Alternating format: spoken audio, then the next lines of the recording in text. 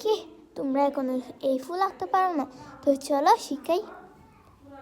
তো প্রথমে আমি যে স্ক্রিনে প্যাটার্নটা দেখতেছো সেটা আঁকে নিতে হবে। তো এটার মধ্যে একটা রাউন্ড আঁকে নিতে হবে, দেখতেছো? তো এটা ইরেজ করে দিতে হবে। এখন আমি কালার দিয়ে একটু পেন্সিল কালার দিয়ে করতেছিলাম, এটাকে কালার এরকমভাবে প্যাটার্ন এঁকে নিতে হবে। একটু জুম করে নাও। তো এখানে একটু দেখতেছো আমি জুম করে নিছি। তো তারপর নিচে উপরে এভাবে তোমরা পেন্সিল কালার বা ওয়াটার কালারও ইউজ করতে পারো।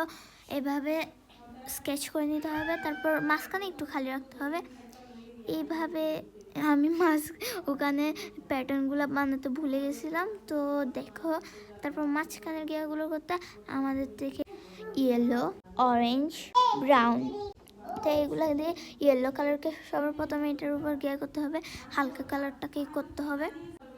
তারপর অরেঞ্জ কালার দিয়ে সাইড করে একটু মানে কালার করে দিতে হবে, সেরকম ব্রাউন কালারটাকেও করতে হবে। তারপর আমি একটু কলম দিয়ে একটু মানে ড্যাপ ড্যাপ করে দিয়েছিলাম।